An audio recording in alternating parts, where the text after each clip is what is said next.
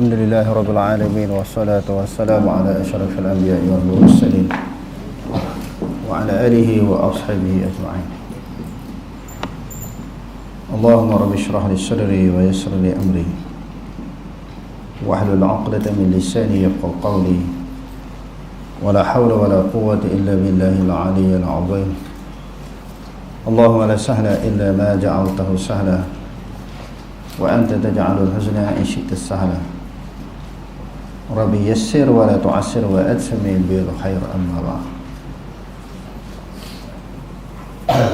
Orang-orang Islam memerangi orang-orang Yahudi. Jadi sebahagian daripada tanda kiamat ini, di akhir zaman nanti ada sampai suatu keadaan suasana orang Islam ni memerangi orang Yahudi dan juga membunuh orang Yahudi. Jadi hadis-hadis semacam ini memang diketahui oleh orang Yahudi dan difahami oleh orang Yahudi. Jadi oleh kerana itu, sebelum sampai masa dan keadaan sebegini, mereka belasah dulu orang Islam. Mereka tahu dah nak kiamat nanti mereka pula kena belasah.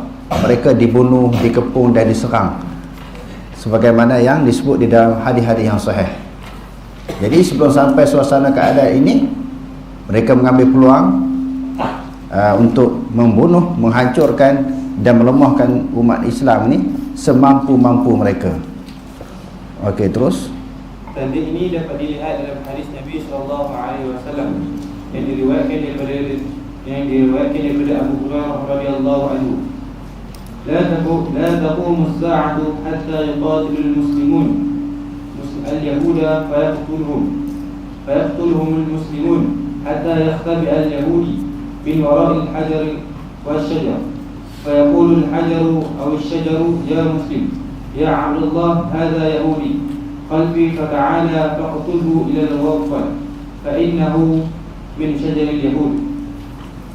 Maksudnya, kiamat tidak akan berlaku sehingga orang-orang Islam memerangi Yahudi. Orang-orang Islam memerangi orang-orang Yahudi sehingga ada orang Yahudi yang bersembunyi di sebalik batu dan pokok. Tetapi batu dan pokok itu berkata, wahai orang Islam, wahai hamba Allah, ini orang Yahudi, marilah membunuhnya. Kecuali pokok Ghabat, pokok yang mempunyai duri yang besar yang terkenal di kota Baitul Maqdis. Ia daripada pokok Yahudi. Perbicaraan yang berlaku kepada pokok dan batu dalam hadis di atas kemungkinan dalam bentuk yang sebenar dan kemungkinan dalam bentuk kiasan kepada penguasaan orang-orang Islam terhadap Yahudi, sehingga mereka sama sekali tidak dapat melarikan diri. Jadi dalam matan hadis itu Rasulullah sebut macam tu.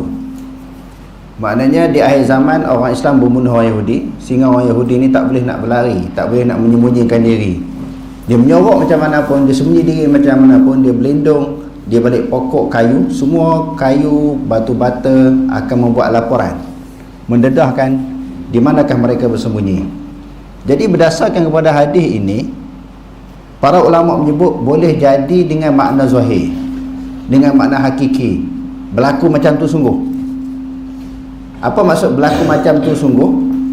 Maknanya orang Islam bunuh orang Yahudi, dan orang Yahudi ni tak boleh nak melarikan diri, tak boleh nak berlindung. Dia menyorok kok mana pun, makhluk-makhluk Allah Ta'ala seperti pokok dan batu ini akan mendedahkan kepada orang Islam, membongkarkan penyembunyian mereka.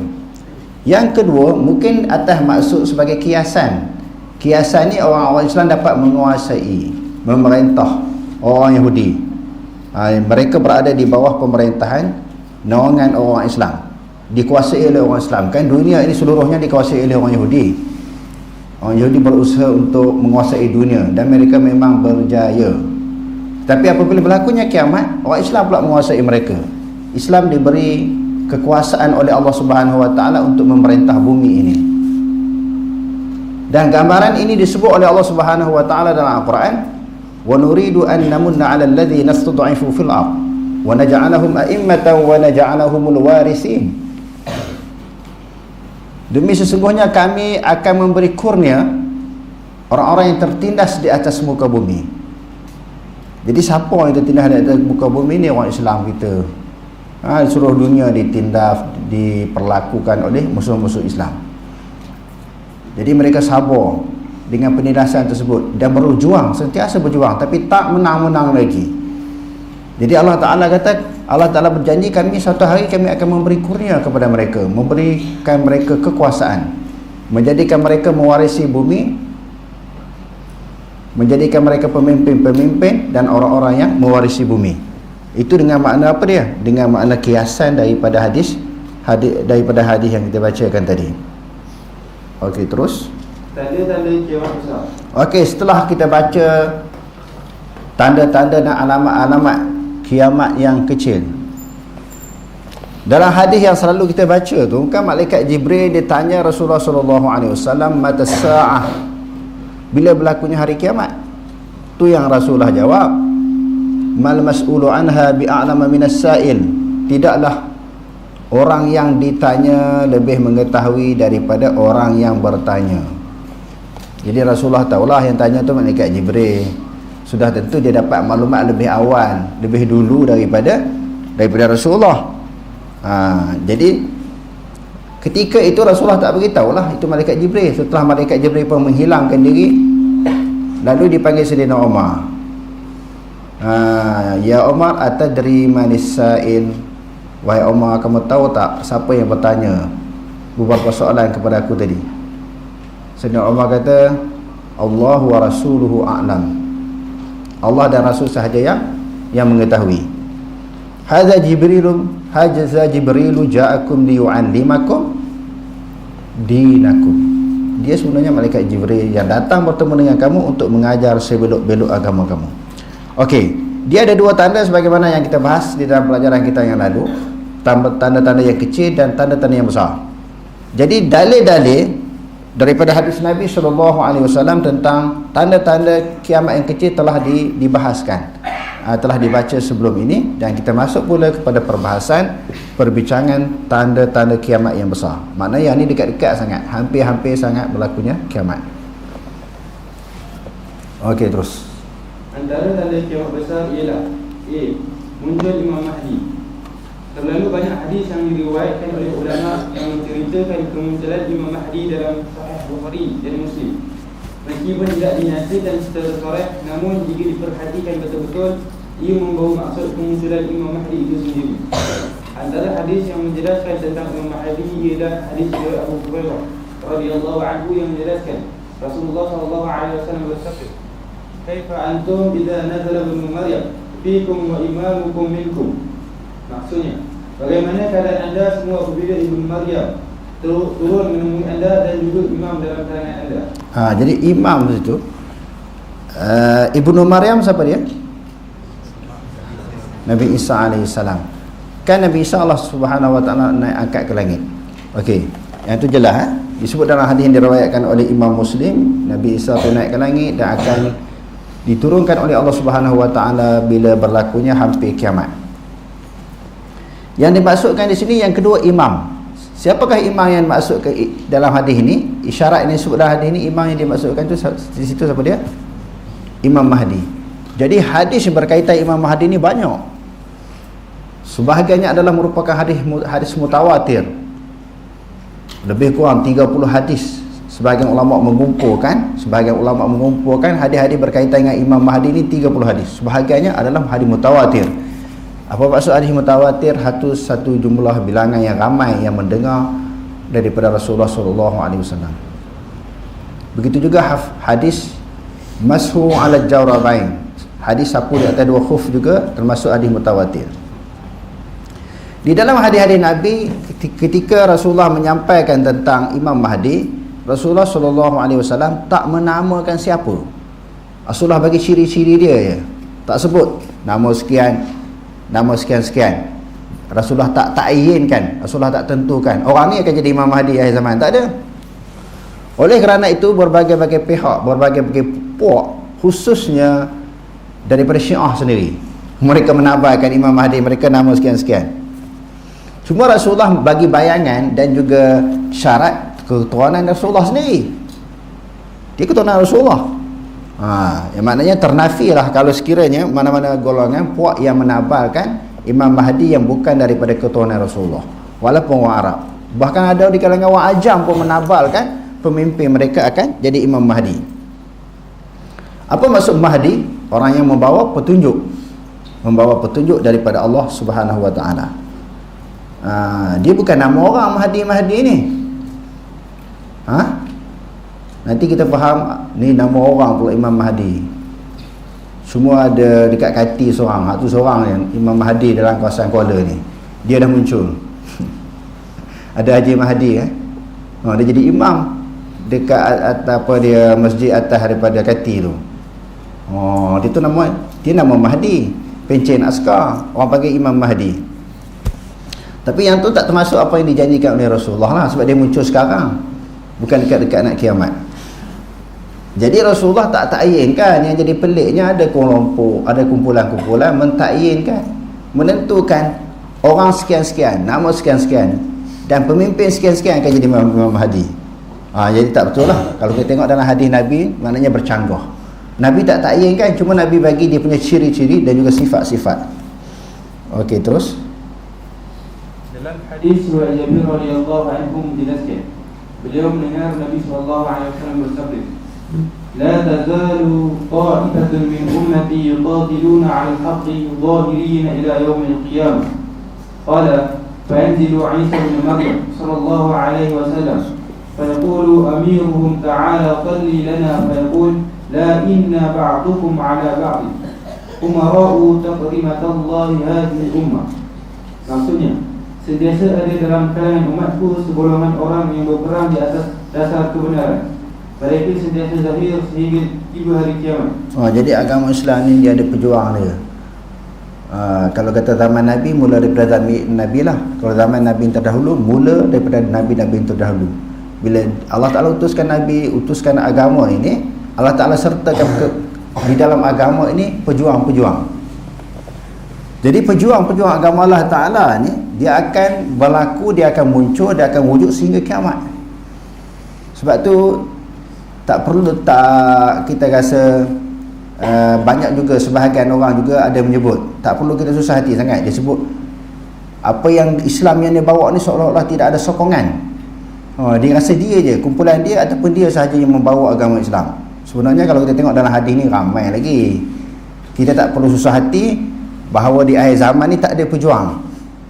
Tak ada orang nak bawa agama Islam ni, tak ada orang nak bawa sunnah, nak bawa kepada kebenaran, nak ajak orang kepada Quran dan hadis ni, tak ada. Dah ramai. Sebab dijanjikan oleh Nabi akan sentiasa ada sampai kiamat. Dan kiamat tu tak adalah. Maksud di sini, jangan kita rasa kita keseorangan, kita bersendirian di dalam memperjuangkan agama Allah. Zahirina alal haq, sentiasa menzahirkan kebenaran. La yadurruhum man khalafahum hatta ya'ti amrullah. Tidak ada siapa yang dapat memudaratkan mereka sehingga datangnya kemenangan ataupun pertolongan daripada Allah. Jadi kesimpulan daripada hadis ini dan hadis-hadis yang lain, agama Islam ni akan ada sentiasa yang diperjuangkan. Kalau kita tak nak, contohnya kita rasa jemu, penat, rasa letih lah, banyak cabaran ujian ni, kita tinggal. Allah Ta'ala datang orang lain pula. Ya ayyuhalladzina amanu may yartadda minkum an dinih fasawfa ya'ti Allahu biqaumin yuhibbuhum wa yuhibbuna azillatin 'alal mu'minina 'izzatin 'alal kafirin. Jadi Allah Ta'ala, satu kumpulan tolak, Allah Ta'ala akan datang, orang lain pula bawa agama Islam. Maknanya agama Islam ni sentiasa diperjuangkan.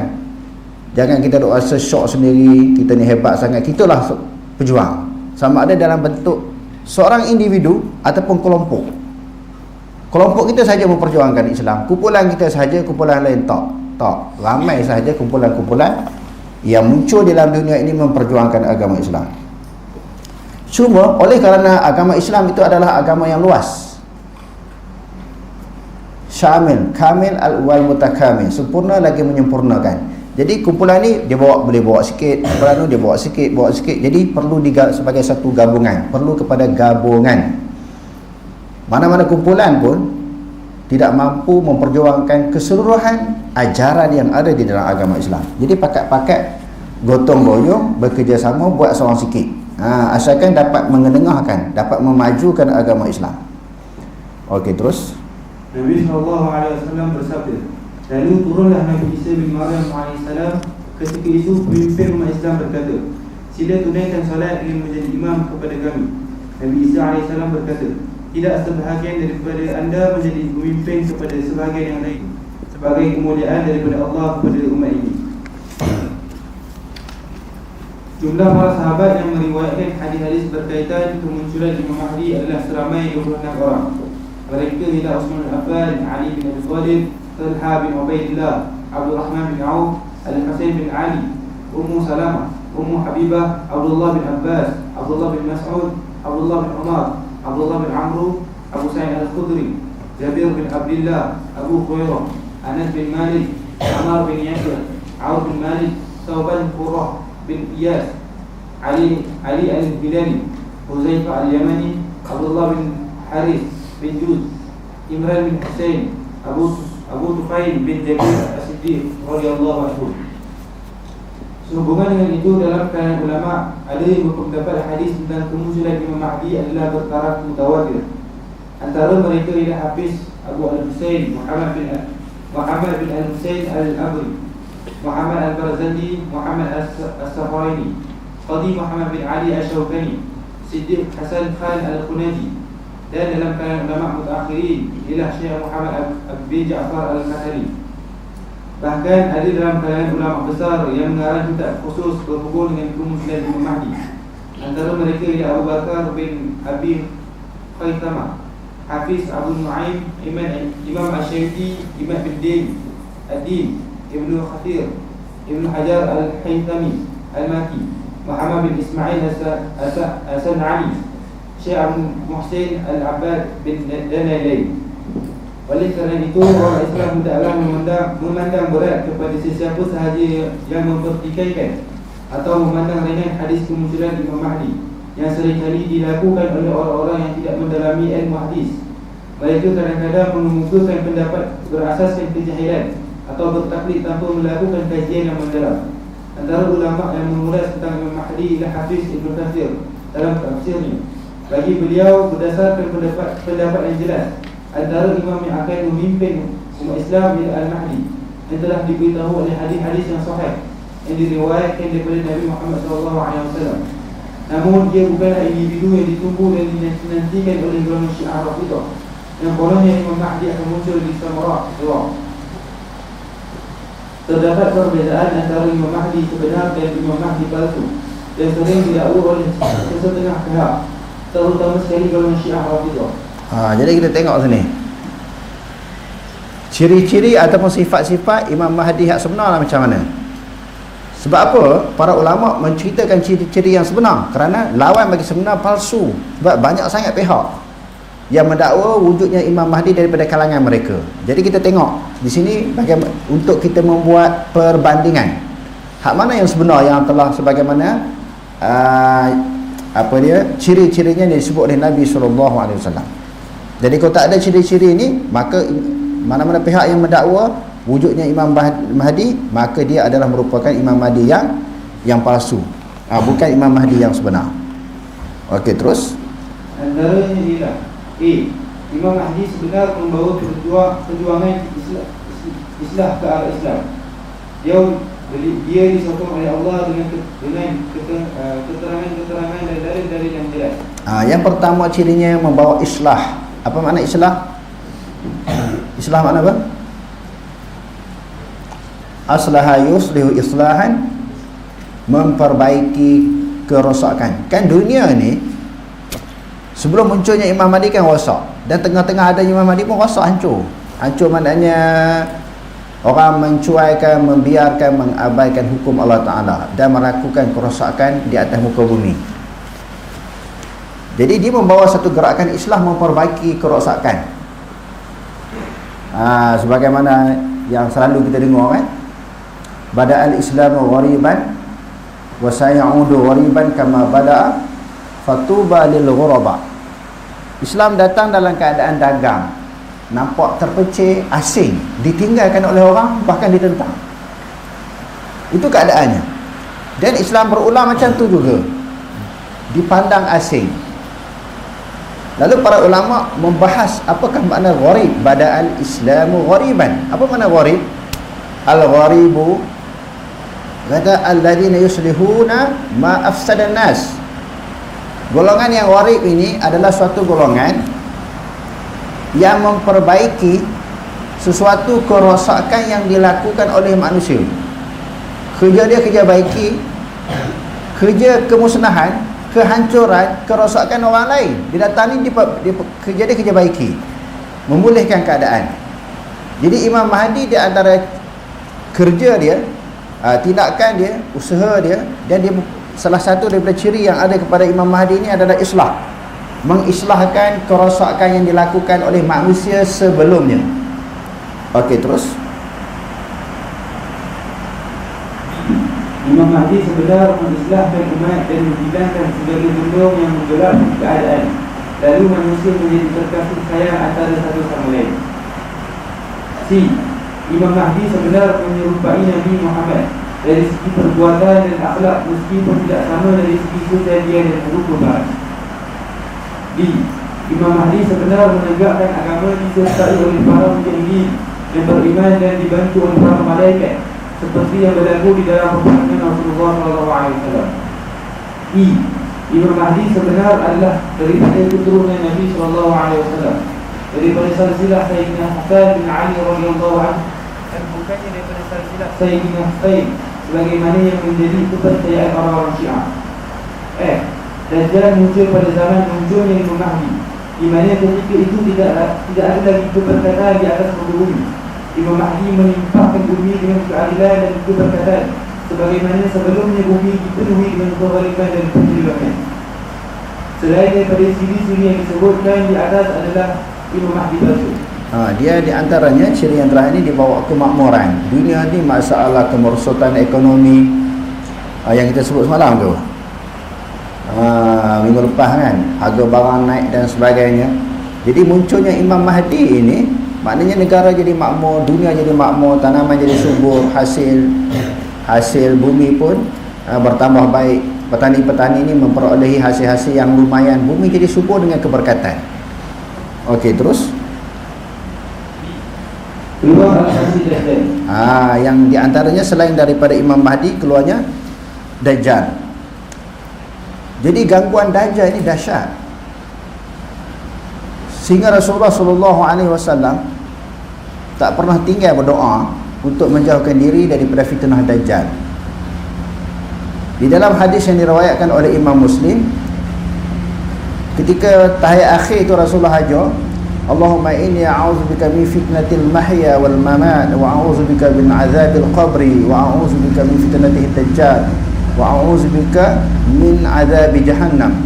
Rasulullah tak tinggal doa ni. Ya Allah, ya Tuhanku, jauhkanlah aku daripada fitnah kehidupan. Dalam kehidupan kita atas dunia ni cukup banyak fitnah. Apa maksud fitnah? Ujian. Ujian yang nak merosakkan iman kita, Islam kita, gangguan dan tarikan dunia ni terlalu banyak untuk menghancurkan iman kita dan agama kita. Rasulullah berdoa supaya dijauhkan dan dipelihara oleh Allah Ta'ala ujian-ujian dunia. Wa a'udzubika min fitnatil mamat, dan jauhkanlah aku dan aku berlindung dengan engkau daripada fitnah kematian. Apa maksud fitnah kematian? Nak mati tu dia ada ujian pula. Syaitan datang koda kita, rayu kita, menganggap dia Tuhan, agama Islam ni tak betul, salah, nak mati. Dalam keadaan kita tubuh badan kita lemah, pemikiran kita lemah. Jadi Rasulullah takut diri dia dan umat dia dapat dipesongkan akidah ketika nak mati tu. Dalam keadaan sihat, pemikiran kita pun segar, kuat lawan. Nak melawan tu ada kekuatan. Tapi dalam keadaan lemah, pemikiran pun lemah, nak lawan kejahatan itu menjadi sukar. Nak bagi contoh yang mudah ni, ketika kita sakit nak bangun sembahyang tu jadi lambat je, susah nak baca Quran pun jadi lambat je, badan pun lemah, jiwa kita pun turut lemah, apatah lagi dekat-dekat nak mati. Sebab itu Rasulullah juga pernah mengajar doa, Allahumma hawin alaina fi sakaratil maut. Ya Allah, pemudahkanlah atas kami ketika berhadapan dengan gelombang sakaratul maut, dekat-dekat nak mati tu, macam-macam ujian datang. Jadi termasuk dalam doa Rasulullah minta lindung daripada kejahatan Dajjal. Sebab kejahatan Dajjal ini bukan suatu perkara yang senang untuk diatasi. Rasulullah sendiri pun takut, bimbang. Jadi maknanya kita sepatutnya lebih takut pada Rasulullah lagi. Rasulullah mempunyai kekuatan yang luar biasa, iman yang kuat, jaminan syurga, mempunyai martabat yang tinggi di sisi Allah. Sepatutnya dia tak perlu susah hati. Tu pun dia susah hati, tak pernah tinggal doa ni. Jadi kita pun mengambil lah apa yang disarankan oleh Rasulullah ni, sentiasa kita berdoa kepada Allah Ta'ala dengan doa yang diajar oleh Rasulullah. Termasuk doa yang diajar itu adalah doa minta perlindung daripada Dajjal. Dibaca ketika bila itu? Ketika tahiyat akhir. Hadis disebut dalam hadis macam tu. Tapi kita nak baca setiap kali lepas sembahyang ke bila-bila masa pun boleh. Yang tu juga diharuskan. Okey, terus. Antara tanda besar berlaku kiamat ialah munculnya Dajjal yang membawa kesesatan. Menurut Imam Ibn Hajar Al-Asqalani, Dajjal mengaku membawa keimanan dan kebaikan. Setelah itu beliau mengaku menjadi Nabi, kemudian mengaku menjadi Tuhan. Menurut Imam An-Nawawi pula, kemunculan Dajjal menjadi perkara yang sabit menurut pegangan Ahlussunnah, para ulama hadis dan fiqh. Golongan yang mengingkari adalah golongan Khawarij, Jahmiyah dan sebahagian daripada golongan Mu'tazilah. Jadi tentang keyakinan munculnya Dajjal ini bukan sahaja daripada kalangan ulama-ulama hadis, bahkan ulama-ulama fiqh. Maksudnya semua kumpulan di dalam Islam ini yang termasuk di dalam Ahlussunnah Jemaah, dia itu ulama fiqh ke, hadis ke, sama pendirian, sama mereka punya pegangan Dajjal akan muncul di akhir zaman. Kerana berdasarkan kepada riwayat-riwayat hadis-hadis yang sahih, di antaranya hadis yang diriwayatkan oleh Imam Muslim. Kerana di sana ada bab pandangan ulama fiqh dan ulama hadis berbeza dalam beberapa sudut. Tetapi dalam isu ini sepakat mengatakan akan munculnya Dajjal sebahagian daripada tanda berlakunya kiamat yang besar. Yang tolaknya golongan Khawarij, Jahmiyah dan juga Mu'tazilah. Okey, terus. Dinamakan sebagai Al-Masih kerana ia menjelajah muka bumi dalam tempoh 40 hari. Selain itu, mata kanan yang buta sebelah. Ia merupakan tanda besar kiamat yang menandakan berlaku perubahan pada kebanyakan bahagian di muka bumi ketiga ini. Nabi SAW menyifatkan Dajjal dosa ini dengan sifat yang sempurna, supaya kita berhati-hati dengan kemunculannya dan supaya kita selamat daripada fitnah yang ditaburkannya. Dalam hadis yang diriwayatkan daripada Abu Sa'id Al-Khudri radhiyallahu anhu menjelaskan, Nabi SAW bersabda, Ya'ti Dajjalu wa huwa muharram alayhi an yadkhula al-niqab al-Madinah fa yanzilu ba'd as-sibah allati tali al-Madinah fa yakhruju ilayhi yawma'idhin rajulun wa huwa khalid an-nas aw min khiyar an-nas فنقول أشهد أنك الدجال الذي حدثنا رسول الله صلى الله عليه وسلم حديثه فيقول الدجال أرأيتم إن قتلت هذا ثم أحييته هل تشكون في الأمر فيقول لا فيقتله ثم يحييه فيقول يحييه أحيا يحيي menghidupkan. Okey, terus. فيقول والله ما كنت فيك أشد بصيرة مني اليوم فيريد الدجال أن يقتله فلا يسلط عليه. Maksudnya, kemudian muncul Dajjal dan ia diharamkan daripada memasuki jalan-jalan di Madinah. Lalu ia sampai di kawasan yang berhampiran dengan Madinah. Seorang lelaki keluar menuju ke arah beliau, dan lelaki itu adalah sebaik-baik manusia, atau dalam kalangan manusia yang paling baik ketika itu. Lelaki itu berkata, aku bersaksi sesungguhnya anda adalah Dajjal yang telah diberitahu oleh Rasulullah SAW. Dalam hadis baginda, Dajjal itu berkata, apakah pandangan tuan-tuan sekalian kalau saya bunuh sahaja lelaki ini, kemudian saya hidupkannya kembali? Adakah anda semua ragu-ragu tentang urusanku? Mereka menjawab, tidak. Lantas Dajjal membunuh lelaki itu dan menghidupkannya semula. Dajjal berkata ketika menghidupkan semula lelaki itu, Demi Allah, kedudukan anda di sisiku sekarang adalah lebih jelas. Dajjal ingin membunuh lelaki itu buat kali kedua, tetapi beliau tidak dapat berbuat apa-apa terhadap lelaki tersebut. Jadi dia nak tunjuk, dia kan mula-mula dia mengaku dia Nabi, lepas tu dia mengaku dia Tuhan pula, boleh menghidupkan dan juga mematikan. Okey, terus. Dalam hadis di atas menjelaskan Dajjal membunuh lelaki yang terlibat tanpa ada sebarang kesalahan atau dosa yang dilakukan oleh lelaki itu. Sebaliknya semata-mata untuk menunjukkan kuasa yang dimilikinya. Meskipun pada kali pertama lelaki itu berjaya dibunuh dan dihidupkan semula, namun percubaan beliau untuk membunuh lelaki terlibat buat kali kedua gagal.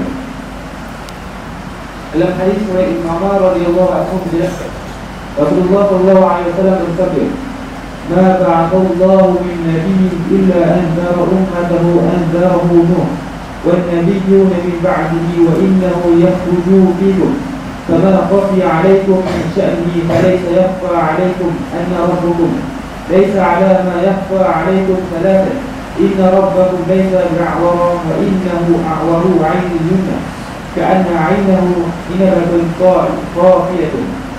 Maksudnya, tidak ada seorang Nabi yang diutuskan Allah Subhanahu Wa Taala melainkan memberi amalan tentang fitnah Dajjal. Okey, ini hadis sahih yang diriwayatkan oleh Imam Bukhari, menunjukkan sebagaimana yang kita sebutkan tadi, teramat dahsyat fitnah ataupun ujian yang didatangkan daripada pihak Dajjal. Kerana bukan saja Nabi Muhammad SAW bagi tahu, bagi nasihat dan ajak umatnya supaya berdoa kepada Allah minta berlindung daripada Dajjal, dan mana-mana Nabi yang diutuskan oleh Allah sebelum dibangkitkan Nabi Muhammad, semuanya mereka itu memberi peringatan kepada kaum masing-masing, kepada umat masing-masing tentang besarnya bencana, musibah, fitnah yang datang daripada Dajjal. Okey, terus Dia akan keluar kepada anda dan urusan yang tidak tersembunyi kepada anda, tidak tersembunyi bagi anda sebanyak 3 kali. Dan Tuhan anda tidak buta sepenuh mata, sedangkan Dajjal itu buta sebelah mata, seolah-olah matanya menonjol dan tidak ada cahaya. Hadis di atas menjelaskan tentang sifat kejadian Dajjal itu sendiri dan sedikit berlainan dengan kebanyakan manusia yang lain. Ia bukan sahaja daripada bangsa Yahudi, bahkan buta sebelah mata dan tertulis di atas dahinya huruf kafar. Dalam hadis yang diriwayatkan oleh Muslim pula sebut ada tulis perkataan kafir atas kepala tu. Ada tulis perkataan atas dada dia tu kafir. Dengan hadis ini juga ternafilah dakwaan. Setengah orang kata Dajjal dah muncul, lahir di Australia, mata budak seorang bayi kecil ni mata sebelah, mata dia ada sebelah dia. Lepas tu orang Islam pun bila maklumat itu viral, ada budak kecil baru dilahirkan mata sebelah. Jadi ustaz pakai duk ceramah, Dajjal ni sebenarnya dah muncul tuan-tuan, jaga ibadah kita, datang ramai ke masjid. Itu baguslah jaga ibadah datang ke masjid ni. Cuma dia sebut tu salah.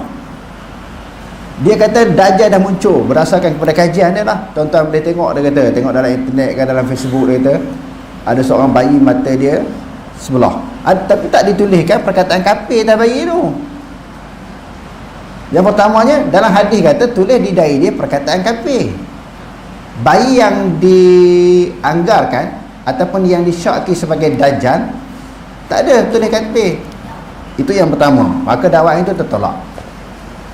Yang kedua, munculnya Dajjal adalah alamatus sa'atil kubra. Apa dia?